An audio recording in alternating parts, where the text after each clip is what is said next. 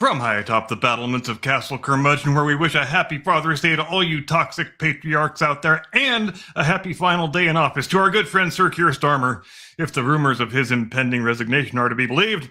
Good evening, Mr. and Mrs. America, and all ships at sea. Welcome to The Last Radius. Thanks very much indeed for joining us tonight.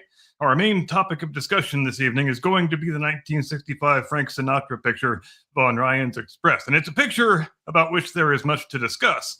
If you're looking for a film that overflows with juicy, scandalous production backstory, you can't do much better than this one. But we will get to all of that during the main segment.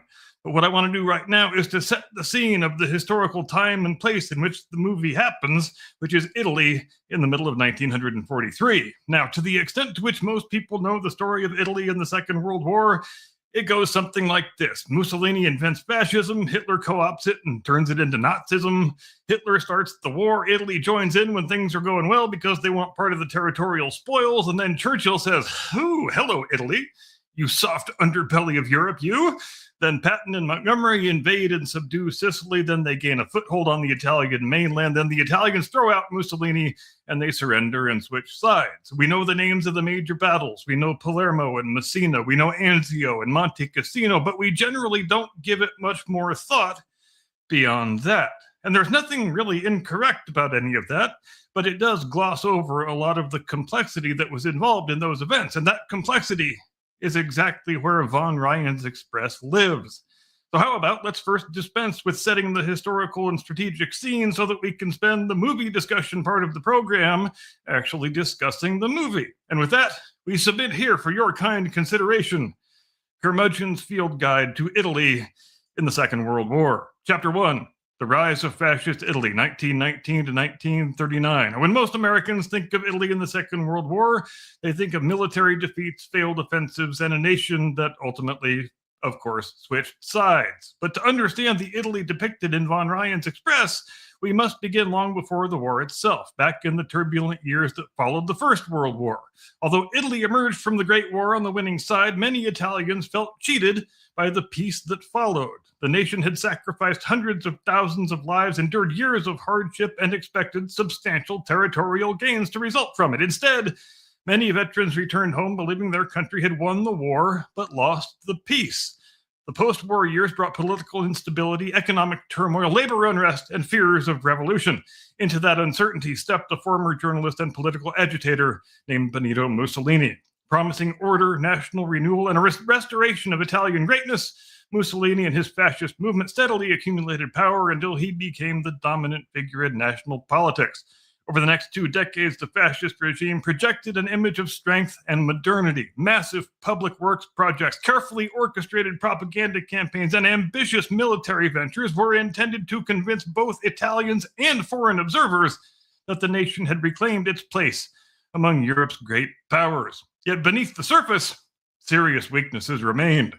Italy possessed neither the industrial capacity nor the natural resources of the continent's strongest nations. Much of the regime's apparent strength depended upon spectacle, symbolism, and the cultivation of national pride. For a time, however, appearances proved persuasive. By the late 1930s, Mussolini stood among Europe's most recognizable leaders, and many believed Italy was prepared to play a decisive role in the conflicts that loomed on the horizon. And that belief would soon be tested. Chapter 2, 1940, The Easy War That Wasn't. When the Second World War erupted in September 1939, Italy initially remained on the sidelines. Mussolini understood that despite years of martial rhetoric, his armed forces were not fully prepared for a major European conflagration. For several months, he watched events unfold from a position of cautious neutrality while Nazi Germany scored a series of astonishing victories right across the continent. Then came the spring of 1940. In rapid succession, German forces overwhelmed Denmark, Norway, the Low Countries, and France. To many observers, it appeared that the war in Europe might soon be decided. If Germany was destined to dominate the continent, Mussolini had no intention of being left out of the victory parade. On the 10th of June, 1940, Italy entered the war on the side of Germany. The decision was based on a fairly simple assumption, that the conflict was nearing its end and that Italy could secure territorial gains at relatively little cost. Mussolini expected a short war and a favorable seat at the peace table. Instead, he had committed his nation to a struggle for which it was ill-equipped and woefully unprepared. Almost immediately, reality began colliding with fascist ambition. Italian offensives against France achieved little before the French surrender. Military operations in North Africa exposed logistical shortcomings and equipment deficiencies. Grand plans for expanding Italian influence around the Mediterranean encountered obstacles that propaganda could not overcome. The gap between fascist rhetoric and military reality was becoming increasingly difficult to ignore. Still, the most damaging setbacks lay ahead. Within a year, Italy's difficulties would become so severe that Germany would be forced to intervene repeatedly to rescue its increasingly troubled ally. Chapter 3, 1941, Germany's unreliable partner. By 1941, the weaknesses that had been hinted at during Italy's first year of war could no longer be concealed. Seeking to expand Italian influence in the Balkans, Mussolini launched an invasion of Greece from neighboring Albania in October of 1940. What was intended as a quick demonstration of fascist strength instead became a costly embarrassment. Greek forces not only halted the offensive, but pushed Italian troops backward, threatening to transform the campaign into a major defeat. For Adolf Hitler, the situation was intolerable. Germany had not planned for a Balkan war at that particular moment, yet now it found itself compelled to intervene in one. In the spring of 1941, German forces invaded both Yugoslavia and Greece, rapidly accomplishing what Italy had failed to achieve on its own. A similar pattern emerged in North Africa. There, British forces inflicted a series of defeats upon Italian armies operating in Egypt and Libya. Once again, Germany stepped in to stabilize the situation, dispatching the newly formed Africa Corps under the command of a talented and aggressive officer named Erwin Rommel. To many contemporary observers, these interventions appeared to demonstrate the strength of the Axis partnership. In reality, they revealed a growing problem. Germany was increasingly forced to devote troops, equipment, and strategic attention to theaters of war created or mishandled by its Italian ally. What had begun as a partnership of supposedly equal powers was evolving into something quite different indeed. Italy remained an important member of the Axis coalition, but its military shortcomings were becoming a liability that Germany could neither ignore nor easily solve. And as the war expanded into a truly global conflict, the costs of those shortcomings would continue to grow. Chapter 4, 1942, the high water mark. By 1942, the Axis powers controlled more territory than they ever had before. German armies stood deep inside the Soviet Union. The deserts of North Africa had become the scene of a fierce struggle between Axis and Allied forces. Across much of Europe, the seemingly unstoppable momentum of Axis expansion appeared to confirm predictions of a German-dominated continent. On the surface, Italy seemed to be sharing in these successes. Italian troops remained engaged in North Africa, occupied portions of the Balkans, and participated in military operations alongside their German allies. Yet beneath the headlines, the strain of war was becoming increasingly apparent. Italy's economy struggled to sustain a modern industrial conflict. Fuel shortages hampered military operations. Factories faced growing difficulties meeting the demands of armed forces. Allied naval power and strategic bombing campaigns steadily disrupted the flow of supplies and resources. For ordinary civilians, daily life became increasingly difficult as rationing expanded and wartime hardships mounted. The military situation was equally troubling. Italian forces often fought bravely under difficult conditions, but courage could not compensate for shortages of equipment, transportation, fuel, and modern weaponry.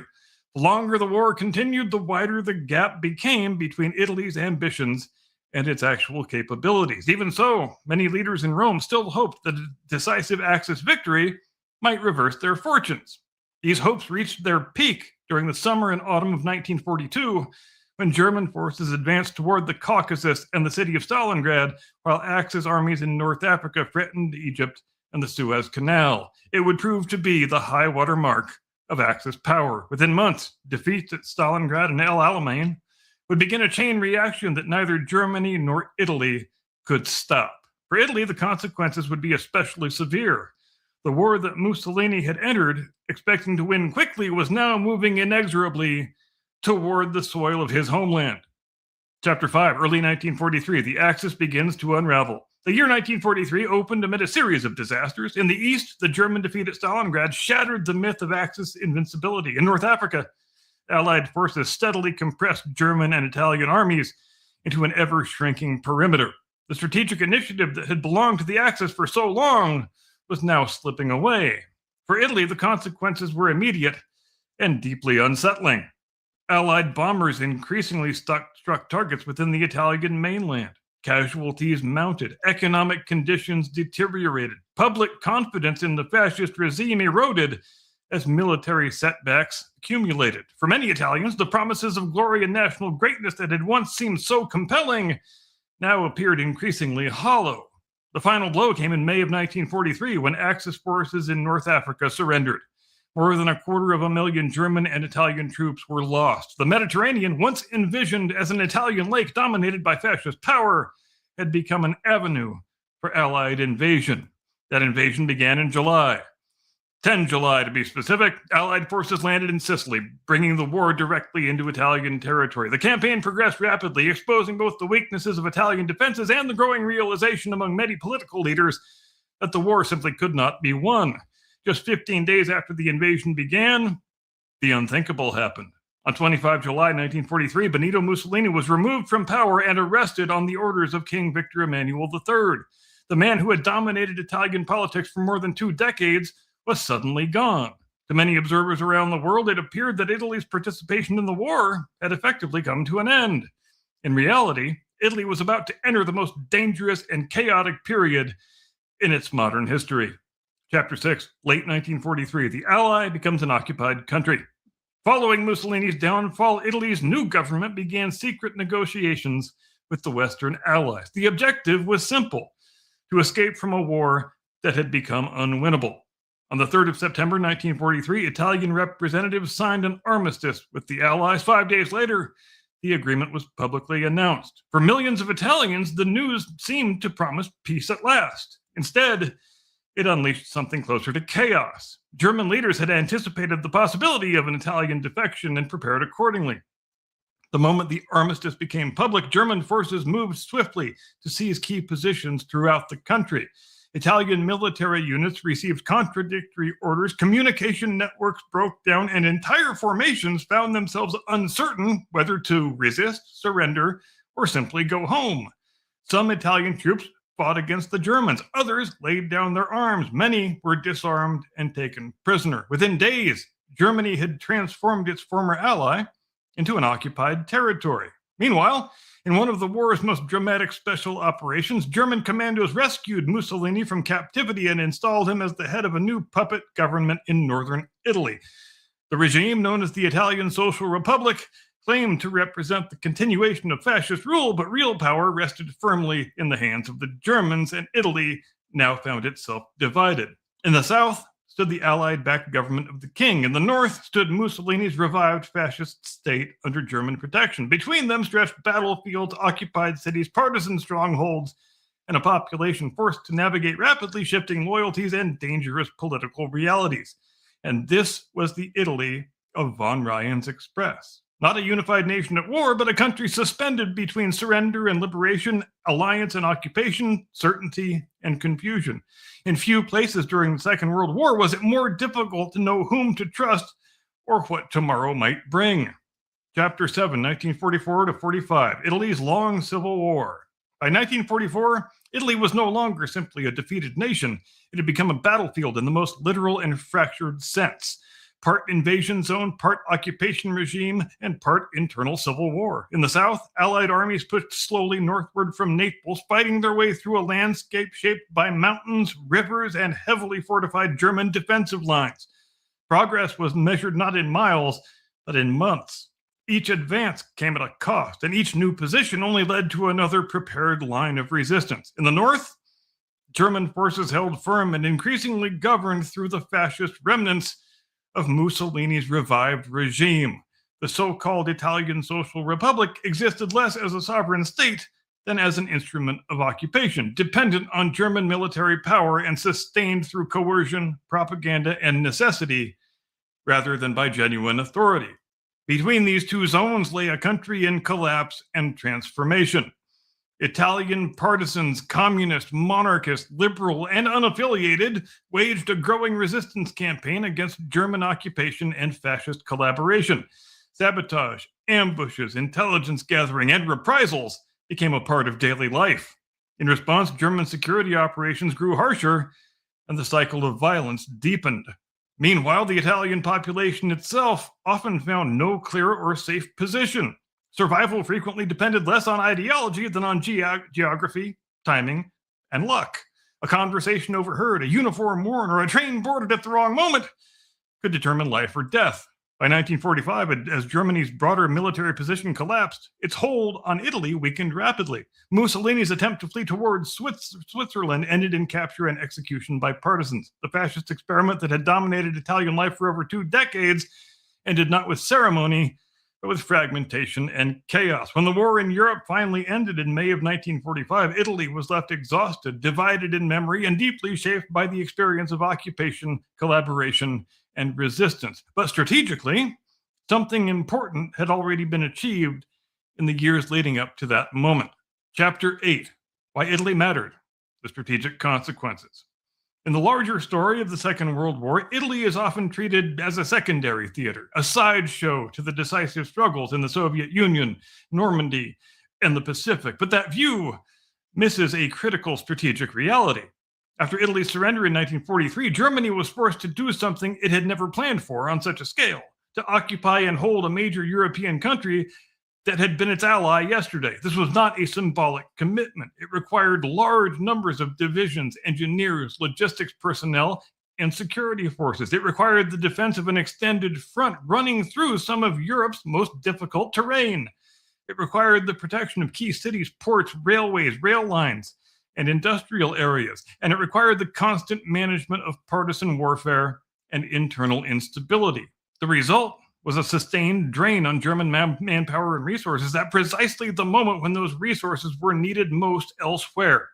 Every division tied down in Italy was a division not available in France in 1944. Every supply line maintained through the Alps or along the peninsula was a logistical burden that competed with preparations for the expected Allied invasion of Western Europe. Every defensive line fought in Italy absorbed time, equipment, and attention that Germans could ill afford to lose. In this sense, Italy's role in the war did not end with its surrender, it merely changed. From 1943 onward, Italy became one of the places where German strategic overreach revealed itself most clearly, not in a single decisive battle, but in the slow, cumulative cost of holding ground that had already been politically lost. And it is in that context that von Ryan's Express finds its setting: a broken country, an occupying army stretched thin, a collapsing alliance, and a railway system moving through territory where authority is uncertain, loyalties are fluid, and control is contested constantly.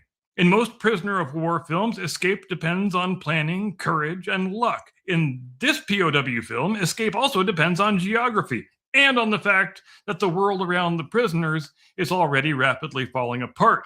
That is the Italy of 1943. And that is why the train is not just a vehicle for escape, but a symbol of a much larger collapse that is already in motion. And with that, having assiduously set the scene in which our film takes place, we close the book on the field guide. We thank you one and all for your kind attention, and I now convey you into the loving arms of my distinguished colleague, your illustrious co-host, the one and only, your friend and mine, Mr. Caucasian Sasquatch.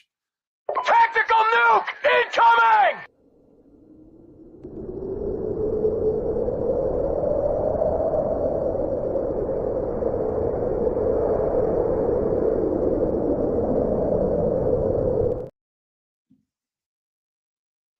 Always try to remember 3 things as a movie actor.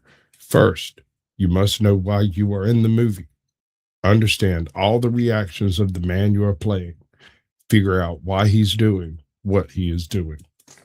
Frank Sinatra, who, as I understand it, was the source of Bugs Bunny.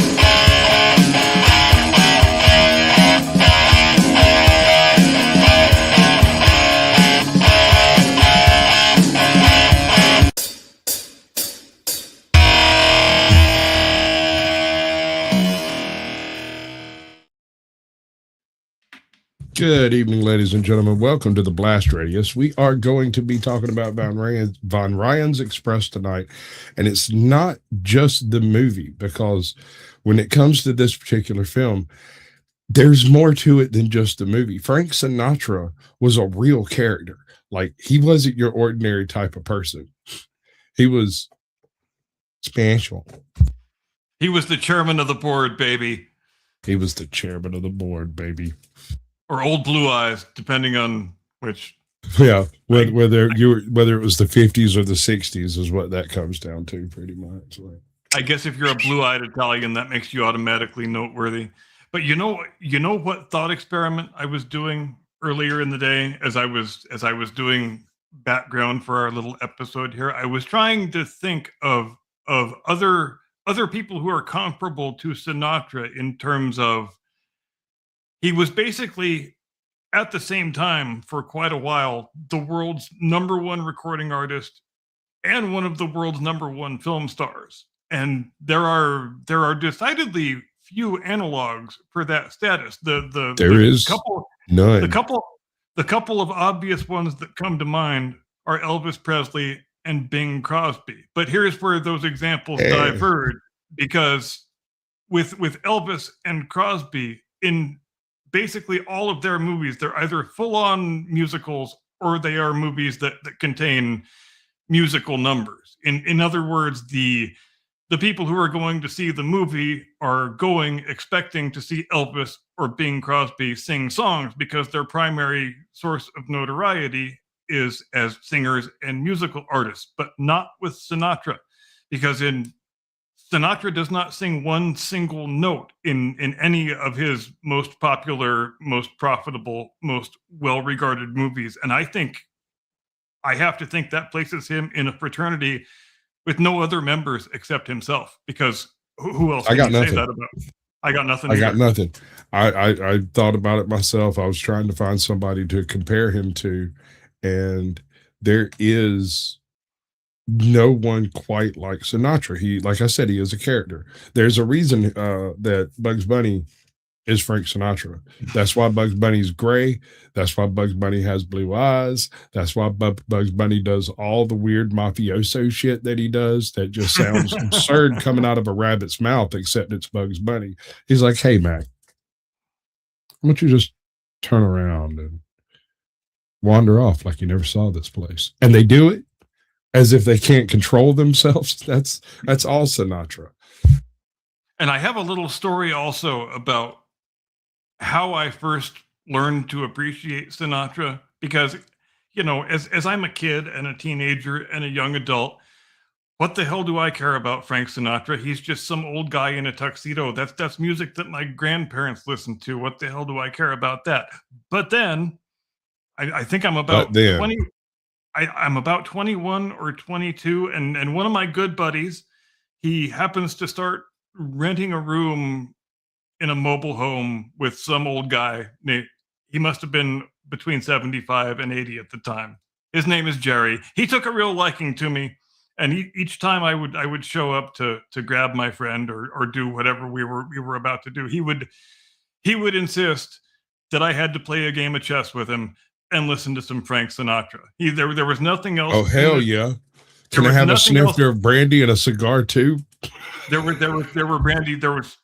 Since you mentioned it, there was also brandy and cigars. But there was nothing else in this guy's life except brandy, cigars, playing chess, and listening to Frank Sinatra. Hell yeah, where do I sign up? Exactly.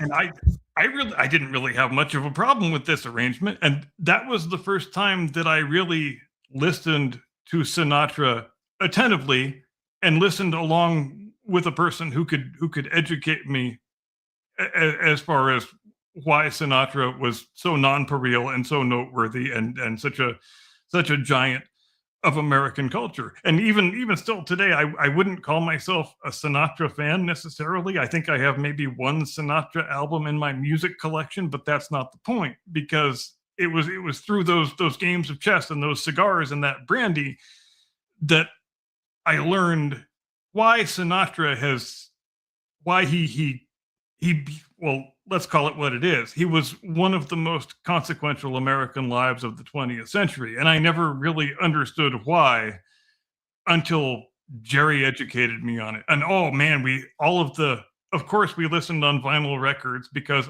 obviously, and he had the nicest setup in his little mobile home, man. And I will go to my grave insisting that there is no sound fidelity better than a spotless vinyl record played through high quality equipment. Nothing did ever match it. Yes. And that was a really great way of, familiarizing myself with something that I never would have given a second thought otherwise. My mother has had every Blue Eyes record ever cut, anything he was ever in, that he was reputed to have been present at. She had everything. There's probably $100,000 worth of freaking vinyls out there on a wall. And it's because they were purchased along with a console record player, one of the big old jobs that they used to do. And she just added to it over the years. And I'll tell you, there's a huge difference between one of the records that came as part of the collection versus one that got picked up out of a thrift store 30 years later, right? Absolutely. Yep. That one that comes out where you take it out and you remove the little rice paper and you set it down on it and you, right? That is the crispest, most organic sound you can imagine. But the one that you get from the thrift store, it's like all the highs have been chopped out and all the lows have been hollowed, but it's still great. Yeah, and the vinyl is lower quality than the original pressings, and I still insist that it can't be beat. Those 1950s records played through period equipment, it sounds so much better than anything you can get from a digital facsimile. And I know young people don't understand this. If there's young people listening to us right now, they're probably scoffing at me for being such an old stick in the mud, but ears don't lie, and I insist it sounds better. I don't have any skin in the game. I don't have any dog in the race. All I know is what my ears tell me, and my ears tell me it sounds fuller, better fidelity, just superior in all respects to anything you will ever get from a CD. I got another one. Go ahead.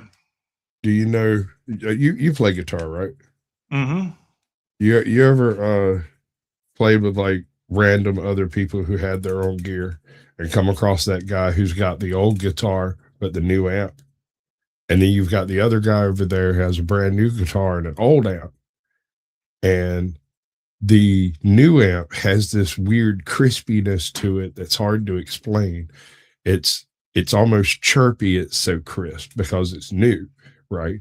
Whereas that 1970s amplifier has a certain liquidity to it, to the audio that comes out of it. And so the new guitar sounds better through the 70s amp versus the one that just rolled off the production store last week. And they can be identical in effect, right? They're both the same values, same amplifier, same all of that, but one is an old school solid state mechanical version, and this one obviously would be digital. There's a crispness that doesn't exist on an old mic. The new one is solid state. The old one is a tube amp. That's the difference. And it's just another one of those deals where the old analog thing sounds just there's not even a comparison. It's so vastly superior that it's not even a conversation. I've had the exact same guitar and amp since coming up on 30 years. Will I ever replace either of them? I will not, because I already played the only guitar I ever wanted through the only amp I ever wanted. And nothing has happened in the last 30 years that has made me want a different guitar or a different amplifier, because I play a Gibson ES335 through a Marshall JC M900, 100 watt head, 4x12 stack, and it's as good as it gets. It's as good as guitar will ever sound or can possibly ever sound. And sometimes the old ways are just better than the new ways, and that's all there is to it. Right. Well, there's a lot to be said for the craftsmanship of things that were made back then. you know, have you ever heard the story of Willie Nelson's guitar? The one with all the holes in it? Yeah. Yeah. Okay. So for those at home, Willie Nelson bought a guitar when he was, 22, 19. It was the first guitar he ever purchased with money that he made singing, right? Brand new, was made by Gibson for him, right? A bespoke guitar that they basically gave him. And he was like, I'll play it forever. And he freaking meant it. Homeboy has a guitar that has been retreated, restamped, resealed, recapped, retopped, rebottomed, reside. It's like, it's almost, he wouldn't let him what's the fret? He wouldn't let him reboard it, right? So it had to be the original front plate and the original neck and fretboard. And that thing be looking rough, son, like super rough. It takes a lot of wear and tear to put a hole through the top of a guitar just by rubbing your picking hand against it. And I respect that. I respect the shit out of that. But also, you got to do a damn side of git fiddling to get that deep. If we're talking about bespoke guitars, then I think we have to give a shout out to Brian May and the Red Special, which is that's not just a bespoke guitar. That's a guitar that he actually built by himself. He and his dad like built it out of an old fireplace mantle and like random household parts. And he's been playing it for over 50 years now. It's got a sound that no other guitar has. And I have a buddy of mine who made a guitar, an electric guitar, out of a shovel and a fretboard off of some thing that he found. He made a fretboard and he plays at different places all over the Southeast over here.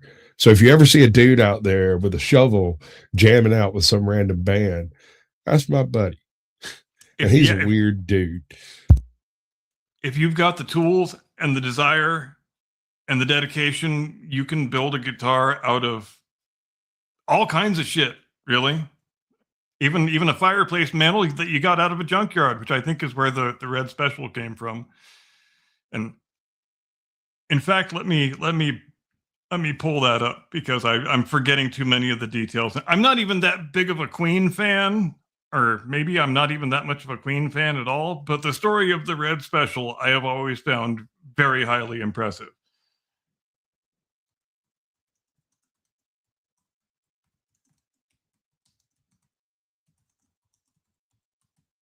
I'm sorry, there's still a minor catastrophe taking places in like places around me apparently, and they just got to tell me about it when I'm live. They can't wait, just a little while. All right, here. You ready? Is that a yes? Yes. Okay. Yes. All right. The construction relied on found materials and hand tools due to limited funds and a maximalist approach to design. The neck is carved from an 18th century mahogany fireplace mantle. It was carved by hand with a chisel and sandpaper, and wormholes found in the wood were filled with matchsticks. The body, fashioned from block board with a central core of oak sourced from an old table to handle string tension. The body was hollowed out to create acoustic resonant chambers and then covered in mahogany veneer. The fretboard is an oak plank, painted black, 24 frets. The inlays, the little dots on the fretboard, were carved from mother-of-pearl buttons from Brian May's mother's sewing box. The tremolo system, built from a repurposed bicycle saddlebag holder with motorbike valve springs providing tension, and a knitting needle is the tip on the arm. The bridge is custom made from pieces of aluminum, utilizing small rollers to reduce friction and improve tuning stability. And it was stained with Rustin's plastic coating, whatever that is, to achieve its signature reddish brown color. And that is dedication right there, my friend. Right.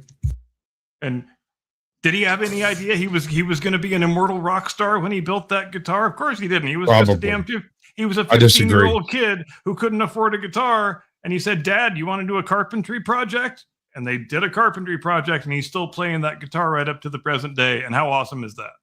That is the awesomest thing ever. That's a great Father's Day thing. Happy Father's Day, bro. Indeed. Same to you as well, and to all the toxic patriarchs in the audience as well. Right, right. We can't help that you're a toxic patriarch, but we can congratulate you on continuing the species, which, you know, some people don't seem to be willing to do. We love us some toxic patriarchs here on this program, ladies and gentlemen. At what point in time does it become toxic? In that vein, let's talk about Frank Sinatra. Indeed. Let's talk. We've got plenty of Frank Sinatra to talk about, by golly. So, dear God, dude. Okay, so Frank Sinatra does not rise to government and public awareness initially through his music or through his acting career, but rather through a couple of newspaper articles that took place where he happened to be photographed with literal Five Families capos. And he was just kind of hanging out with these folks. And so he ends up on that watch list from the FBI. The old J. Edgar Hoover's boys start taking interest in him and various other things. And then he cuts a record, does a movie, does another one. And what do you know? He's real good at it. He's got friends in all the right places. Everything's working just right. You don't even really have to work at it too hard. He just shows up, says, hey, what's going on? What are we doing? We're going to make a movie or not? We're going to make an album or not? We make the album. We make the movie. We make the money. That's what they do. I'm sorry. I was channeling for a second. Well, and also, as an actor, what really sets him apart is how committed he was to the craft of acting, being a guy whose main job is supposed to be as a singer, because oftentimes the stereotype, and it's often a correct stereotype, is that singers who do movie roles are just dabbling and they don't take it all that seriously. Not Sinatra. That guy memorized all of his lines backwards and frontwards, had all of his scenes completely blocked out in his head. He showed up on that set day one absolutely ready to rock and roll, and it would absolutely infuriate him when one of his fellow cast members would flub a take or not know their line, and if he had to do a second take, that made him apoplectic with rage. I got a comment about that, but go ahead.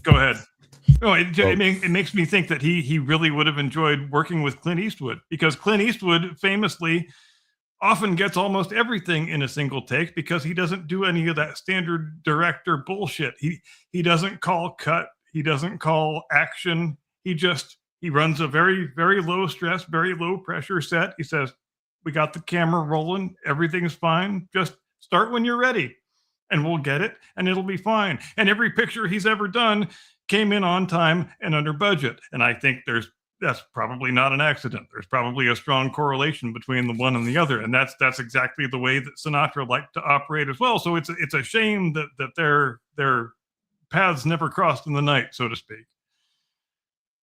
One of the things about Sinatra movies, and I noticed this, I watched part of a different one. I can't remember what it was, but I noticed that scenes with Sinatra in it that has more than say 4 or 5 other actors in the scene seem to carry something of more gravitas.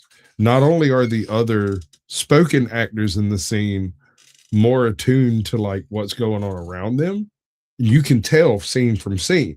Like when they're doing the train yard scene and they've got the British commander over there, captain or whatever he was, and he's running around giving orders and stuff. Everybody's just kind of running around and doing it. And it looks very organic and very, real, I guess you could say. But then the very 2 scenes later, Sinatra walks over there and all of a sudden everybody is absolutely on point with what they're doing. And you can tell as if he was standing there going, the hell are you doing over there? That's not how you do that. You do it this way. Here, I'll show you. Yeah, that's a really outstanding observation, and I think it's similar to what you often see with John Wayne. The scenes in a John Wayne picture that John Wayne is in, the other actors, there's a completely different sort of tone and aesthetic and atmosphere. The scenes that John Wayne is in and the scenes that John Wayne is not in. And it's the same thing with Sinatra, like you just mentioned, because they are trying to raise their game to his level when they are occupying the screen at the same time as him. Well, I don't know, man. I kind of felt like, and I've never worked on an acting position of any sort, short of like outside at somebody's pool pretending to cook hot dogs for a college project. But I have been there right before the Bouse showed up and got that talking to by the mid-level guy who's like, listen, if y'all fuck this up while he's here, I swear to God, every single one of you motherfuckers is fired. I will completely replace everybody on this set. I have no compunctions about that. The studio says that this man is unhappy to spend more money and make him happy. So anybody screws up, you're out of here, bro. I will I guarantee every you last that. one of you motherfuckers on your ass. I will have you replaced before 3:00 this afternoon. I'm on the phone with the guy right now, just in case. It just felt like there was more gravitas to it, right? You get a similar kind of effect when Elvis showed up on set, right? Yeah, I guess so. With the starstruck kind of thing going on. Yeah, like I'm on screen with Elvis right now. I'm so jittery. Right. But anyway, the story is that last week we're backstage after the show. You gave me the assignment to come up with a movie to talk about tonight. And then it wound up quite happily by accident that I brought up Amazon Prime because I was going to turn on the England versus New Zealand test match. And in my suggested for you little thing that they put on the screen, I see Von Ryan's Express. Why did I tap on it? I don't know why I tapped on it, but I am astounded that not only have I never seen this picture, but I don't think I've ever heard of this picture before, which is really quite amazing. Not only because I'm someone who has attempted so assiduously over the course of the last half decade to immerse myself in the the history of cinema that happened before my lifetime, and I think I haven't done a half bad job, but somehow this one escaped my attention, and it's even more improbable that it escaped my attention given the fact that everybody knows my two favorite movies are Bridge on the River Kwai and The Great Escape. I really freaking like 60s POW movies, and here we have a 60s POW movie it was very profitable. It's very highly regarded. It had a very big star in it, obviously Frank Sinatra. And man, the first act of this thing is like Bridge on the River Kwai and The Great Escape had a baby and they named it Frank Sinatra. Some of the shots are like shot for shot trying to recreate scenes in those two movies. I'm thinking particularly of the interior scene where Sinatra first meets the Italian commandant. It's like a mirror image of the scene from The Great Escape where Steve McQueen first meets Colonel von Kluge. They've even got Sinatra dressed up like Steve McQueen was dressed in The Great Escape. And how awesome is that? Then we go back outside to the scene where all of the POWs are assembled on the parade ground in their old shabby torn up clothes. And that obviously was trying to evoke Bridge on the River Kwai, because why wouldn't you? These are the two most famous POW movies that have ever been made at that point. So why wouldn't you try to emulate them? But there was a good reason why they were doing. They even had the little sweat box that Colonel Richardson had to go be inside in Bridge on the River Kwai, except this sweatbox was quite a bit more spacious than that one. I guess that was probably a demand that Sinatra made that Alec Guinness didn't made. Much bigger on the inside, that sweatbox, than it was on the outside. But I'm not sure it matters in like Southern Italian heat, bro. Where was that filmed? In Sicily? Dude, I give a damn. That thing was 180 degrees on the surface. You could have fried an egg in that fucker, man. Like, just shooting the scenes. If you notice, most of the scenes involving the sweatbox entrance and exits are at night. True. That's not an accident, bro. I noticed that. All right. So let's back up. Let's cover this. The scene is an American flyer gets shot down, has problems, crashes in occupied. Go ahead. I just had one thing I needed to bring up when you were talking about the plane crash. I don't associate P-38s with the European theater. I only associate them with the Pacific theater. I meant to look that up before we went on air tonight to see if there actually were P-38s in the European theater. Were there a few? Because I don't think they were there in 43 though. Right? Because Yeah. 43, you're talking about absurdly early in the Japanese theater. When did Pearl Harbor happen? What was that? 42? 41. Right. December 41, So- so almost 42. So 43, we're what? Iwo Jima? Or where are we at? Or is that the turkey shoot? Iwo Jima, yeah, we're Coral Sea, we're post Midway. 43 Right. is like Guadalcanal happens in 43.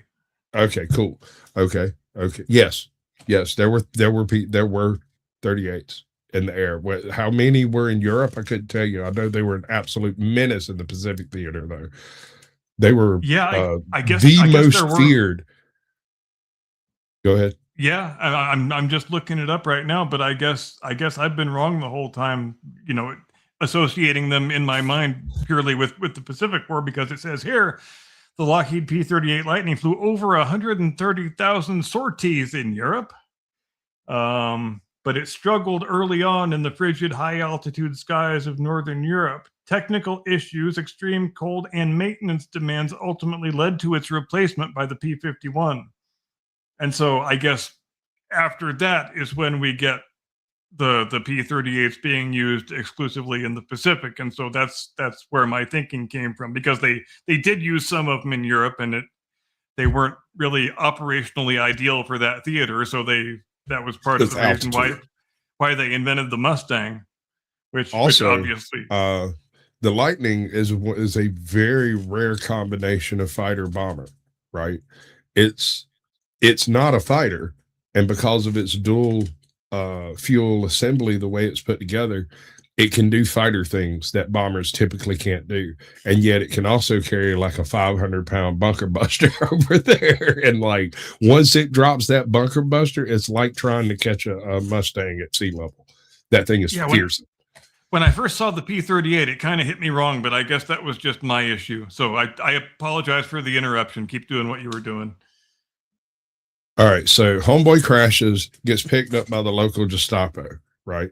Immediately you get the post-fall Italy pre-patent, right? This is after the Germans have taken over and Mussolini is gone, but before Italy technically falls in the war, right? And not one Gestapo actually turns this guy over. It takes him they actually do a big fake parade type thing to kind of cover his ass, like all of the people are standing there and he's in the truck. And the Americans and the British are both being held prisoner by the Italians, but they all hate the Germans equally, which is one of the most interesting aspects of the whole narrative. Because the first time we see the Germans and the Italians interacting with each other, the German guy walks away and the Italians all flip him off behind his back. Yeah, they give you the 2-finger salute, bro. And like every single one of them shows disdain, and then like basically carries homeboy through the city like a freaking hero. He's an American. They're on their way. They're close enough that their flyers are falling out of the freaking sky. And this is a done deal. We just got to hold out a little bit longer. Now, what do you want to do? Right. And then the camp is about to get overrun. And as happened, we're not quite there yet. We're not quite there yet. We'll get there. Okay. He gets picked up. The gendarme takes his ass to the fucking camp. They basically just throw his ass in there initially, and then later, when it becomes apparent that he outranks everybody else at the camp, he has to go meet the head commander of the whole camp thing. And there's 2 meetings where this takes place. There's the one where he first walks in, and they're like, "Hey," and who's the guy with the fucking eye patch? I love that dude. He was the smoothest motivator in the entire film, and that's playing opposite Frank Sinatra, and that is saying some shit. Yeah. All of these guys are dressed to the nine in full blown, not like gray. They're doing the entire ensemble of every single type of uniform you could possibly imagine. And all of this, these is very well dressed individuals. Right. And these scenes with the, what was his name? The mustache guy, the guy who run the whole camp and never came out. Battaglia. Yeah. So Battaglia is trying to like do the whole faux Mussolini thing, as if fascism is still alive and well in this nation, and not a single one of the guards at this place wants to be here. The philosophy of beatings will continue until morale improves has been the order of the day, and this guy comes in, meets the dude, gets to size him up, and I don't know if you noticed the clever repartee that went down in that first conversation, where basically he's like, look, we're going to do the best we can, and he's like, you're going to do exactly what Geneva's conventions say you got to do, and the other guy's like, all right, so yeah, we'll do it that way, because Patton is what, 60 miles away right now, like 70. Yeah, he's right the fuck over there. You can almost see the smoke. And Sinatra does a really cool big swinging dick move when he first meets the Italian commandant, because Sinatra's character is a bird colonel. The commandant of the camp is only a major. And Sinatra actually gives him shit for not rendering a salute. He says, what, you don't salute your superior officers in that camp? And just, oh my God, absolute grapefruit balls move right there. Right. I love that one. What a great way to set the tone right off the bat when you're meeting the son of a bitch. And also, it is gold. I think, and the British guys in the camp, none of them are very happy that they have to subordinate themselves to an American officer, but absolutely nobody questions that that's what should happen with the chain of command, because it doesn't matter where he came from. He is the senior officer present. Therefore, he is the one in charge. That's all there is to it. I mean, they still talk shit to him. They still can't stand him in many cases, but his authority is never questioned. Well, there's another aspect to this.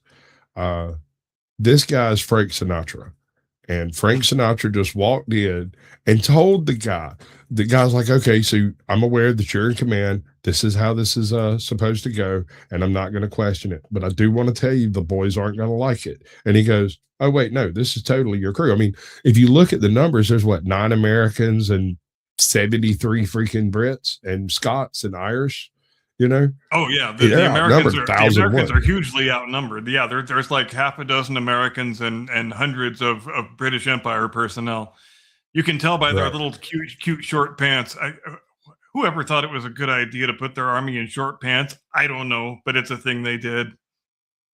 I'll never get used to it. I've actually read a couple of accounts where there was specifically, it was one of the Highland regiments that was issued short pants, and they were in North Africa at the time. And the entire, this is kind of dumb, but the guy who wrote this diary starts the diary with, I've never kept a diary before, but they gave me this book, so I'm going to write some stuff in it.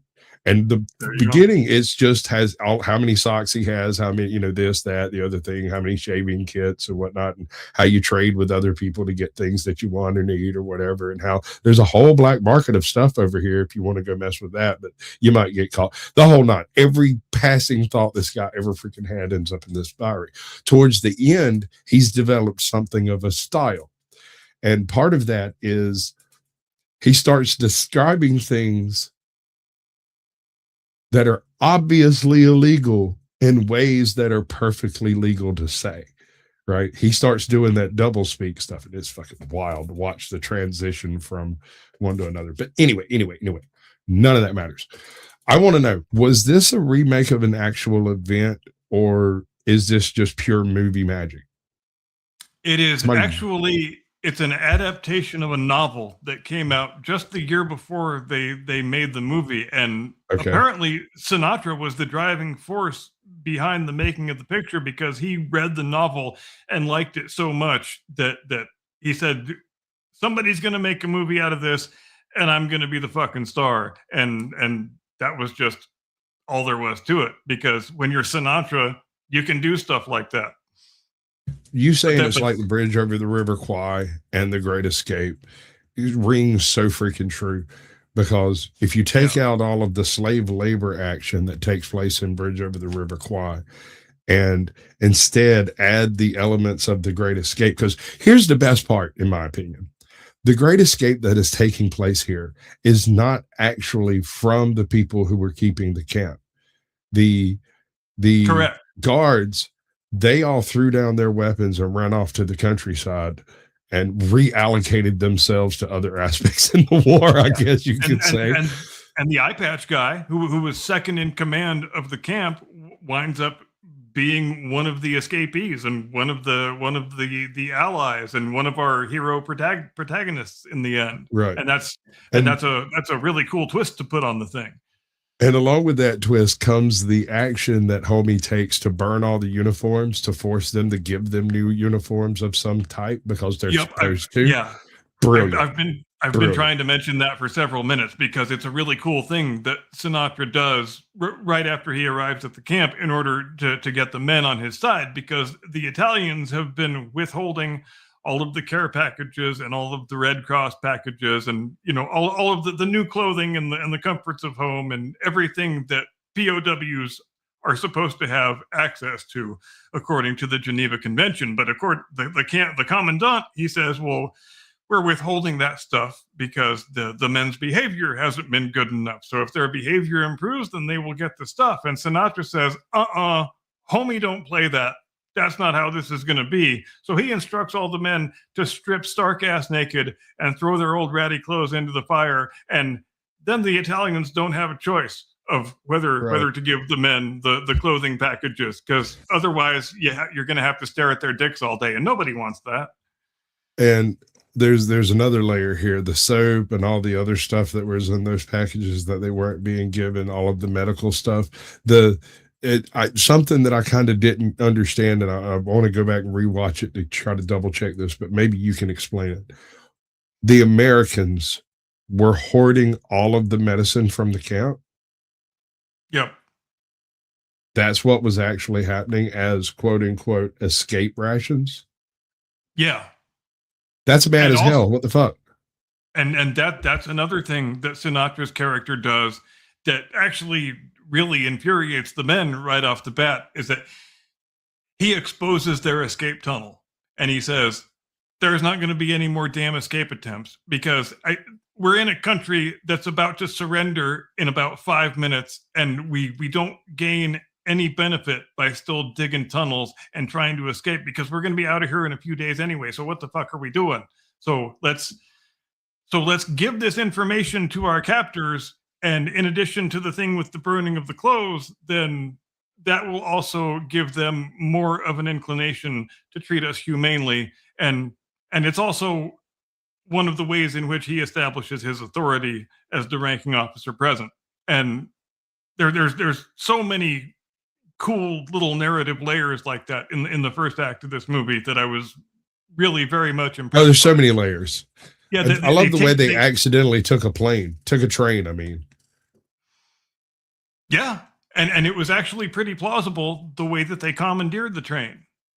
It wasn't just movie magic. They came up with a pretty realistic way in which the prisoners could subdue their. And by that time, it's the Nazis who are running the train. You've got a Nazi on top of every train car with a machine gun, and it's the Italians and the Americans together, basically, at this point, including Eye Patch Man. And they hatched this plot together. And since it's a World War II POW movie, we have to have the sequence where our hero dresses up in disguise in a Nazi uniform. Like every Indiana Jones movie, we've had that bit. The priest. I forgot all about the priest. That entire all right. From the train, we're gonna take Edward Mulhare, Devin Miles from Knight Rider. He is an absolute unit, bro. The scene where he goes in and they ask him for his papers, and he immediately dresses that motherfucker down for having a button out of fucking place. Oh my god, that shit was wild, bro. Oh, I know, and that's exactly how. You know what that reminded me of? Was that scene in Valkyrie where Tom Cruise has just blown up, you know, the building trying to kill Hitler, and he's trying to egress the last gate out of the wolf's lair, and they're the gates down, and they're saying he can't go past, and he marches right into the guard hut, pretends to get on the telephone. Yes, let me speak to Field Marshal Keitel. Yes, hello, Field Marshal. This little idiot sergeant named, what's your name? Yeah, I want to know your name so I can get you in trouble. This little punk ass sergeant says I can't leave, and I'm on orders from the Fuhrer himself. So what do we want to do here? And of course, the sergeant shits his pants and says, "Okay, fine, go. I don't want to get in trouble with the Just go away, bro." Yeah, that's kind of what it reminded me of. Yeah, it's a good one. It's a great scene, and there's a few of them like that. There's the negotiations. All right, so they're on this train, and when they first take the train, they take all of the folks off the roof, right? Mhm. Done, like straight out of mid-50s espionage film kind of shit. Then they have to infiltrate into the train, and so they manage to pull that shit off in one of the cars, and then they've got to clear the rest of the train and get rid of all of the fascists that are running the joint. And as soon as they do that, the Germans that were supposed to be coming to take over occupation of the camp happen to be on the very next train rolling down the same tracks. They're coming in, and these guys are leaving, and they're like, "Hey, wait, aren't those the assholes we're supposed to be fucking keeping?" And so it turns into this really low speed chase of two trains running 12 miles an hour across open country, just kind of throwing insults at each other, looking around. Oh, it's fucking beautiful. It's great, dude. But I got one bit of hate. I have to drop one bit of hate. Go ahead. Why did they not merely drop a fucking car inside a tunnel and fuck off to goddamn Switzerland? Why didn't they just drop one car in a tunnel instead of trying to set up all the weird traps and stuff that they did? They could have dropped one car.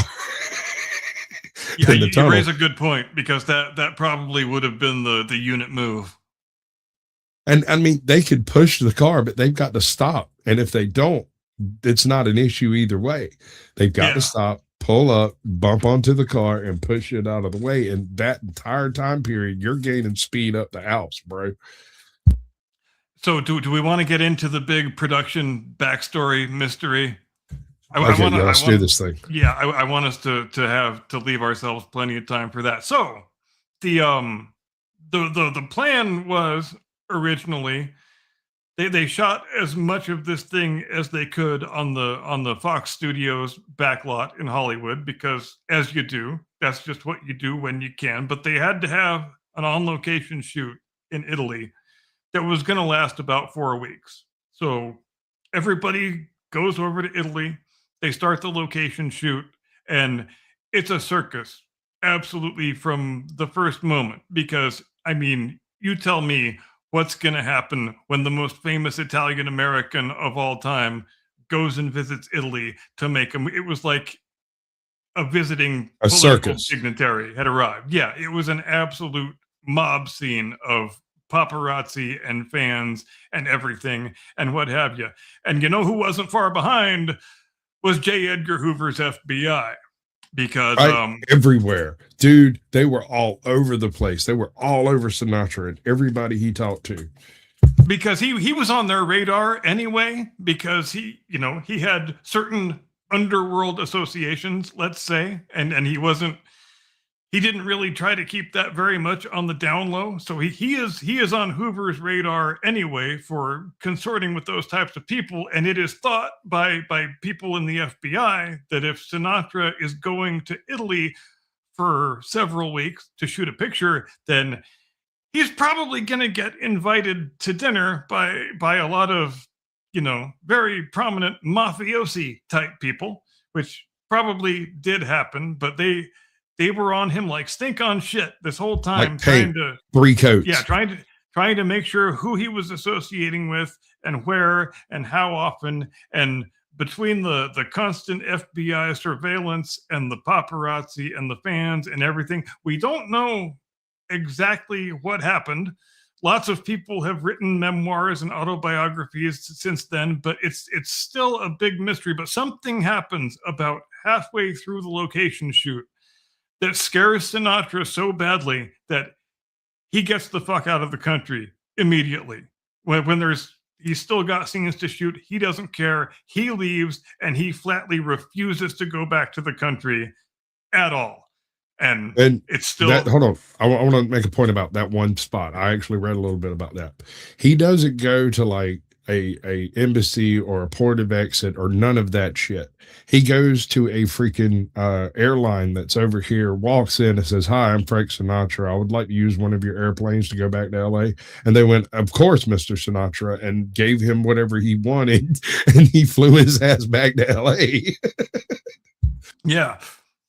But something happened that spooked him so badly that he basically fled the country and then refused to go back. And this leaves the studio with a bit of a conundrum because we've still got half of our Italy location shoot left to do, but we don't have our star anymore. So how do we deal with this? And the way they wind up dealing with it is they finish out the Italy shoot with they use the Sinatra stunt double for absolutely everything they can use him for, but the other half of that equation is that they have to build a bunch of new shit on the 20th Century Fox backlot that replicates as best as possible the locations that they were shooting at in Italy. And they do a good job.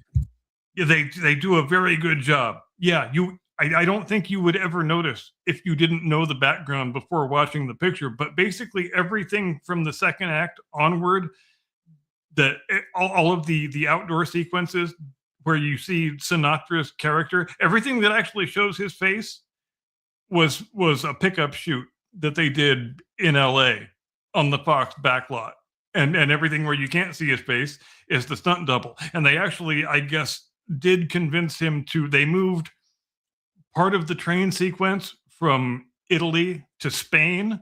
And he said, "Okay, Spain's fine. I can go to Spain and shoot a few things." So that was how they got around it. But improbably, they still managed That's it. That's exactly it. You're right. Because the scenes that he does when he's running back and forth through the tunnels and stuff, that's not Italy at all. Nope. That's not Italy at all. If you look around the plants and stuff that are there, that's not Italy. That is probably Spain. Would not be bad. You can tell that there has been a change of exterior locale. And the lighting's different. Yeah.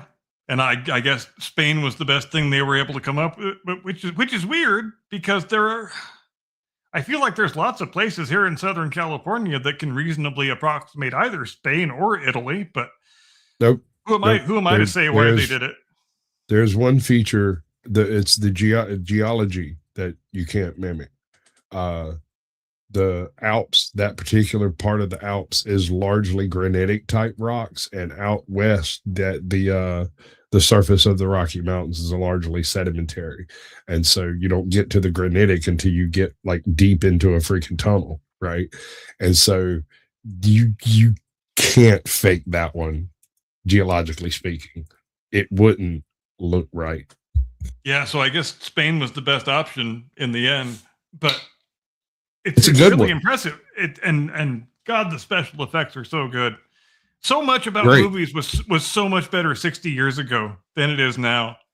Because when they switch from full size real world shots to miniatures, you can tell they're miniatures, but it doesn't matter because they are convincing looking enough miniatures that it doesn't pull you out of the picture. It certainly and they convey the information necessary in the least amount of footage. And it does not pull you out of the picture in the same way that bad CGI does. And I would so much rather see miniatures until the end of time rather than obvious bad looking CGI, because it pulls you straight out of the picture. And miniatures don't have to do that. And I think that's much of many of the problems that afflict current day movies. I think have much to do with, well, we'll just blow them away with impressive looking CGI, and then the narrative matters less, and the script matters less, and the story matters less because it's going to look cool. And not only is that wrong, but the shit doesn't even look cool because it's just more goddamn ones and zeros. There is no art in that. I don't mean that as an insult to digital animators. I know that digital animators are like 90% of the names in movie credits nowadays, but there is so much less art in special effects when it is just people sitting in front of computers as opposed to people actually making things and filming actual objects that exist in the real world. And that's a part of the movie making art that has been unfortunately, regrettably lost. And movies have suffered for it markedly, I would submit. And if you don't believe us, go watch the original John Carpenter's Thing. Go watch that. Good call. Look at the special effects in that movie and compare it to anything post Aliens from the Aliens franchise, right? Because Alien was done heavily with practical effects. Aliens had a little bit of a mix, pish posh both ways, but then everything after that leaned heavily on the special effects of digitizing everything. I mean, Jesus, Gandalf had a fucking breakdown playing on green screen. I know, and I could see it. I know exactly the clip because it's just a man sitting in a big green room, and he's like, "What am I doing here? This is not what I signed up for. This is not why I became an actor. Like, what are we doing? I can't see the environment I'm supposed to be in. I can't see the people I'm supposed to be acting with. I'm just." Because at that point you have to feel like you're just another agglomeration of ones and zeros that only exists in the you're computer. Part of the digital effect. Exactly. You are part of the matrix. Your inability to do your lines is referred to as a digital artifact at that point. Absolutely. You are the flaw. Yeah. And I totally understand why he was so emotionally distraught in that moment. I have no problem understanding that.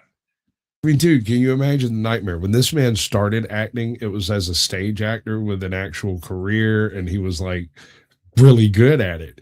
And he was so good that later years he was tapped for movie roles, and it turns out he was really, really good at that.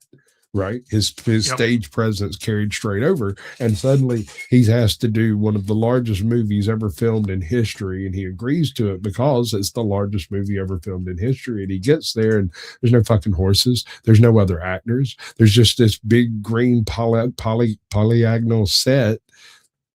And what am I reacting? What is this? We'll show you later. I can't. What are you talking about, dude? What am I supposed to do?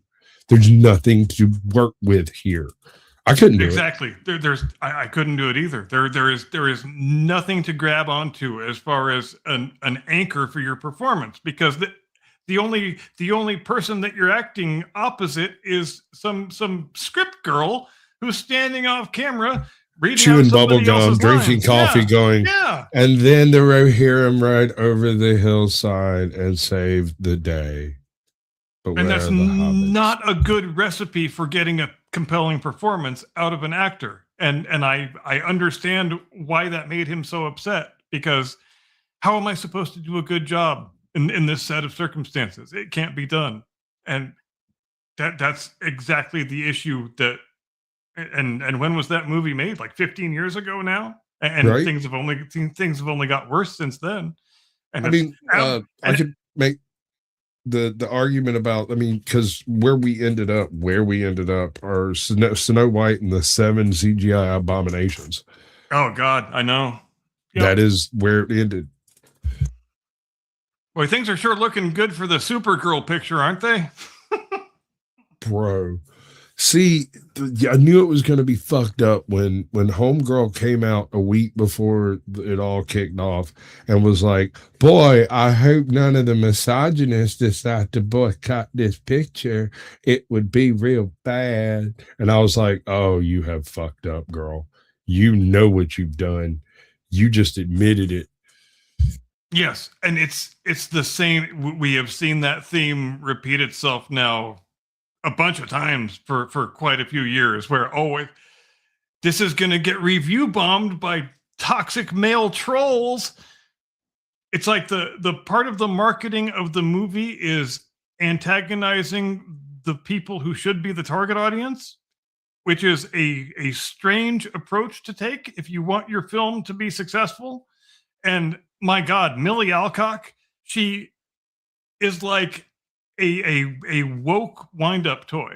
It's like you pull the string and one of 36 dumb leftist platitudes comes out. Hold on, before we get too far off base, I want to know what the chick's name was in the picture. What's that girl's name? Rafaela Cara. Haha, honey, stop it. Yeah. Put on those nylons again, sweetheart. Nice and slow. Right. And I love the way Sinatra handles that whole thing, because he's perfectly willing to sit there and watch her do all of her candy delicious stuff. But then the very second it turns into, well, if you'll do something for me, I'll do something for you. He's like, oh no, I've got this door over here that I got to go through. You have a good time with that. Click, click, gone. Yep. I am not giving you the power over me that you are trying to claim. So bye. Yeah, deuces, bitches. Nice legs. Yep. And then he kills her. Right? Yeah. And I was wondering about that, because and right after that whole scene went down, I ended up having to go like walk the dogs or something. And when I got back, I was sitting there looking at her, like paused on the screen, and I was like, I wonder if Sinatra kills this chick. If anyone else does it, it won't be complete. I was surprised she was killed off so quickly, since she was the only female character in the picture. She has to be, though. You have to consider what she represents in the grand scheme of things. She is parallel power. She is parallel to power, and has enjoyed her parallel status to power because she's beautiful. And she was merely trying to transfer that plurality of power from a Italian over to an American, so that she could walk out of here with him, just like she walked in with the German dude. And you know what else I thought was a great classic Sinatra power move was I read that because apparently in the novel, in the original source material, Colonel Ryan is not killed at the end. He actually survives and lives happily ever after. But Sinatra says, nah, my character is going to get killed. There's not going to be any ambiguity about it. He's going to get killed good and dead. And you know why? Because I know perfectly well this picture is going to be a smashing success, and I don't want to do a sequel. And if my character lives, they're going to beg me to do a fucking sequel. I want to take that conversation off the table. I demand to be shot in the back and left laying dead on the train tracks. And Sinatra swinging dick for all time. I was watching the movie, and the internet kicked me off at like the last 2 minutes, and I couldn't just jump to where I'd stopped because it was so close to the end that it registered as having finished it, right? And I was like, oh crap, damn it. Okay, fine. Well, I knew what happened, and let me tell you why. This is how I knew, just kind of subconsciously, that this was going to be a really good film. But I made the mistake of mixing it up with Bridge Over the River Kwai and The Great Escape, because when I saw that scene with the Commandant and Sinatra, I was having these really weird, like, duplicitous thoughts of, that's not right. That's supposed to be Steve McQueen. Like, exactly. How is it Sinatra is doing this scene? Is this a Mandela effect? What am I looking at here? Right. But then I realized, wait, no. I used to work in movies, right? The rental part of renting movies and stuff. And so we had to, like, every so many times people just signed out a movie, we had to go through and make sure that it wasn't damaged or messed up or whatever like that. And so I remember Von Ryan's Express playing almost constantly behind the fucking counter, muted. And so I never made a distinguished it from Bridge Over the River Kwai versus the Great Escape, because it fits right in there with both of them. And I just thought it was all one movie until you mentioned both of them, and I was like, holy shit, you're right. I've watched it 1,000 times. I just haven't listened to it but once now. Yeah, and I mean, in the first 15 or 20 minutes, they almost alternate shot for shot. Like we're recreating a shot from The Great Escape. Now we're recreating a shot from Bridge on the River Kwai. Now we're going back to, and then back and forth like that. And normally I would complain about something like that, but I can't complain about it because those are my two favorite movies. So why the hell would I not want another movie to emulate those two great pictures? And if it kept up for the entire movie, then obviously that would be a problem. But they want to ground the audience in the type of picture that it is, and they don't spend too long on it, because once the Italians fall, once the authority of the camp commander breaks down, and that's another thing I wanted to mention, if we still have a minute for me to mention it.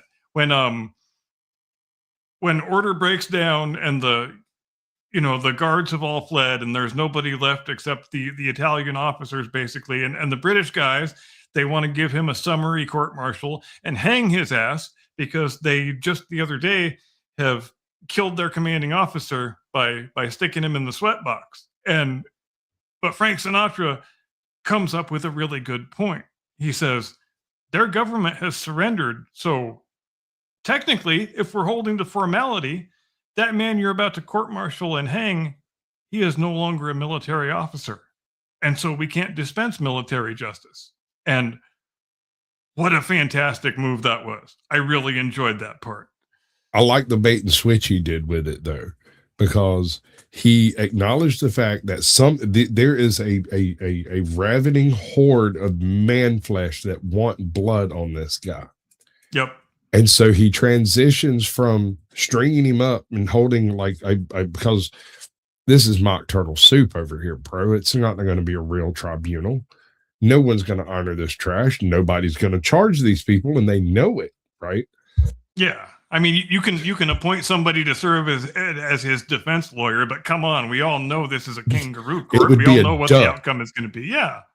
It would be a duck. They would have to find some farm animal to do it, because there was not a single soul there willing to actually stand as any type of counsel for that gentleman. And you know it, and I know it, and there it is. And so instead, he goes, well, if we do that, we're all murderers, but we can stick his ass in the sweat box until we can stick his ass in the sweat box, because turnabout is fair play. That's what he did to our guy. We'll do the same thing to him, and we'll let nature sort it out. And Homeboy's only in there for what, like 2 hours? Yeah. I'm like, but he ain't even got tired of banging on it yet. What a great way of dispensing justice while also preserving your own humanity. And I thought that was a and really, theirs. Yep. And theirs. Absolutely.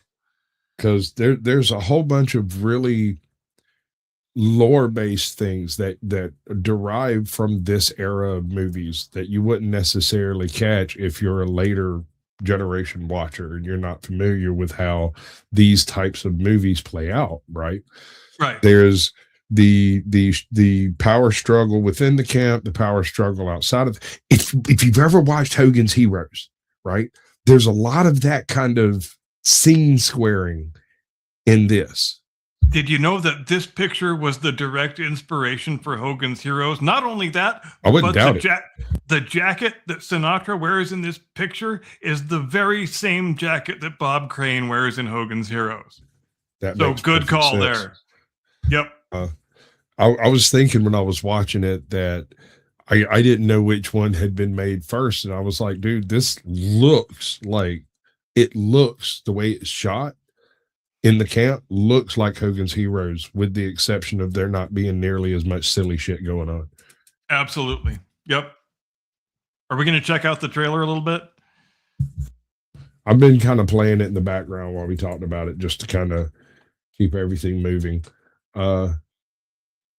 It's wild though. The whole thing. Oh God, he looks so good. Look at those fucking uniforms, dude. Holy crap. They were clearly the best dressed people in Italy that day. Absolutely. And Edward Mulhare, good job with the German dialogue. I mean, it is still British accented German, but nevertheless, still a really good job with the German dialogue. The negotiation for the watch, bro. The watch that almost got them all shot. So American flyers are given watches. These watches will run for freaking ever. You fucking twist a little thing once a day, you're good, bro. This thing keeps time excellently. They were highly sought after during the war because the only way to get one was to take it off of a dead American. That was it. And only the flyers had them. Everybody else had these little pocket watch doohickeys made by the same company. They weren't nearly as desired, but one on a wristband was from a pilot, and they wanted those. And there's a scene in this movie where what were they? They were gendarmes. No, Gestapo. Gestapo, full on Gestapo. Notice homeboy has an American Flyers watch, and he's like, "Hey, you want some nylons for the watch?" But Sinatra doesn't speak Italian. He doesn't speak German. He has no idea what this guy's saying. And this dude here, right here, front and center, he does the silent nod thing of like translating without saying a word, and he does such an amazing job of it that you watch the whole thing.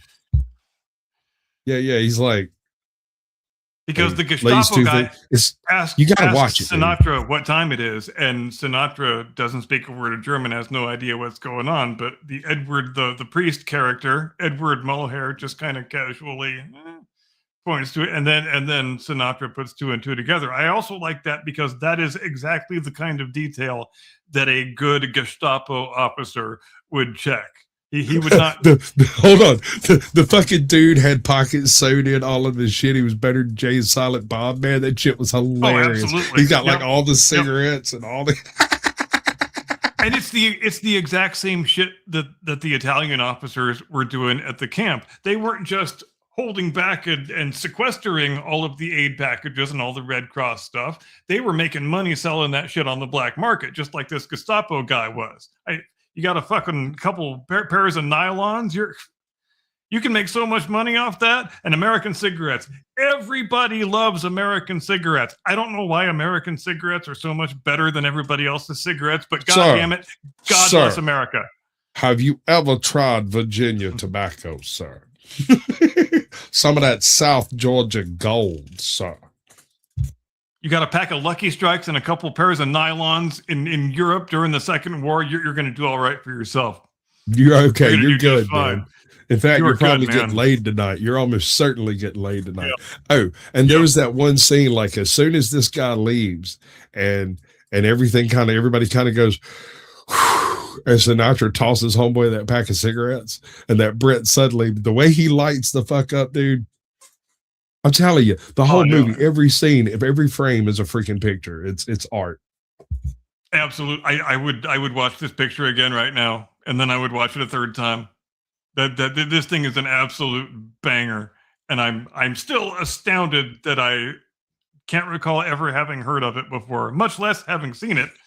You probably watched it late night, but thought it was The Great Express, The Great Escape, or Bridge Over the River Kwai when you were eating your goddamn Cheerios or whatever, right? Yeah, you weren't paying attention. I guess there's probably a slight possibility of that, but what a happy accident that we stumbled on it this week, and it was a fine topic, I think. All right, and next week I want to go over. Hold on. Next week I want to go over how much corruption, actual black market salesmanship, went into the destruction of the Axis powers. Yeah, that's not a bad thing to talk about. It's one of the things in the war that often gets glossed over and not talked about that much. Just like the Italian campaign in general, the whole history of Italy was horrible and the war in general. Oh, I know. Yeah. Oh, wrong button. Let me try to fix all of that. Is it that time on? Where indeed does the time go? I don't know, but it sure goes by fast. Ladies and gentlemen, we hope you had a great experience on the show tonight, as we did. We as you may have been able to gather, we both really enjoyed this movie quite a bit. And if you've never seen it, obviously we give it 2 big thumbs up and encourage you to go watch it on Amazon Prime if you have Amazon Prime, which you probably do. So go watch the damn thing. Thank you very much indeed for joining us tonight. As always, we will keep track of developments during the week. Hope you have a great Monday. Hope you had a great Father's Day. Hope you have a fantastic week in general. We will see you back here as we always do. Same curmudgeon time, same Sasquatch channel, Sunday, 8 Eastern, 5 Pacific. Until then, do take care. See you next time. Get off my lawn. This one's for you, buddy. Nice.